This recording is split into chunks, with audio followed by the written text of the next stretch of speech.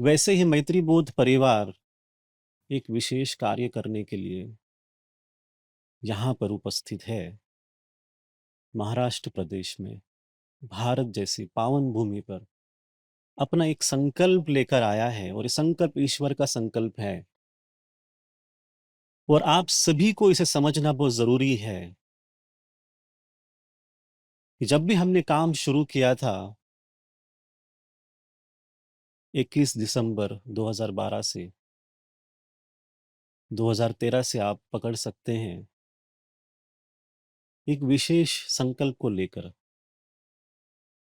एक विश्व एक परिवार एक सत्य, कि हम सभी एक हैं, एक परिवार के सदस्य हैं। इस विचार को लेके दादाश्री जी घर से बाहर निकले। उनके साथ 7 मित्र जुड़े।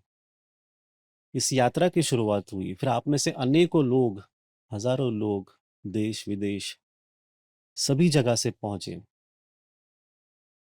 तो पहले 7 साल हमने नींव रखने का काम किया, फाउंडेशन, 2013 से 2020 तक। और अब जो काम है 2020 से अगले 200 साल तक का काम है ये। 200 साल तक हम सबको मिलकर काम करना है। वो कैसे होगा हम आपको बताएंगे बाद में। पर 2025 से एक नया युग शुरू हो रहा है, नया समय शुरू हो रहा है। मैत्री बोध परिवार का कार्य संकल्प बहुत स्पष्ट है कि जो नव युग आ रहा है, उस नव युग में, दैविक युग में आप सभी का मार्गदर्शन करें, ईश्वर की कृपा पहुंचाएं, जिससे आप में से कई लोग नव युग में प्रवेश कर पाए। अब आज हम ये बात इसलिए कर रहे हैं, सालों से हमने स्पष्टता से बताई नहीं, क्योंकि हम समय को देख रहे थे, सभी को मौका दिया समझने के लिए, परिवर्तन के लिए, कि भीतर से परिवर्तित हो जाइए। व्यक्ति निर्माण का काम है, जिससे कि हम समाज निर्माण करने वाले हैं और समाज के माध्यम से देश, राष्ट्र और संपूर्ण विश्व। इस दिशा के साथ हमने काम शुरू किया।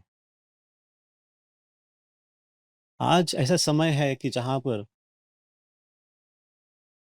कम समय में हमें बहुत कुछ आप तक पहुंचाना है। 2025 से लेकर 2029 तक आप सभी की तैयारी लगेगी। अगर आपको पता है कि आप यहाँ पहुंचे हैं, इसके पीछे कुछ भी कारण हो सकता है। आपकी समस्या हो सकती है, कोई इच्छा हो सकती है, जानने की इच्छा हो सकती है, या ऐसे ही घूमते घूमते पहुंचे देखने के लिए क्या है, कैसे है, कुछ भी हो सकता है। पर जो वजह आपको लगता है, जो भी कारण हो सकता है, उसके पीछे और एक कारण है। और वो कारण क्या है? कि संकल्प के साथ जुड़ना, कि हम उस नव युग की तैयारी करने के लिए यहाँ पहुंचे हैं, जिससे हमारे भीतर वो परिवर्तन आए, हम और सत्य की ओर बढ़े, अपने अस्तित्व को समझे, अपनी भूमिका को समझे, अपने होने को न्याय दे। जब हम खुद को ही नहीं समझ पाते हैं, तब हम भ्रम में रहते हैं, भटकते रहते हैं। जीवन में फिर बार बार अपयश, फेलियर लाइफ में आता है, करके भी कुछ हो नहीं रहा है। आज दादाश्री जी का ये कर्तव्य है, ये आज भूमिका है कि आपको स्पष्टतः सारी चीजें बताएं कि हम आगे कैसे चलने वाले हैं, हमें क्या करना चाहिए।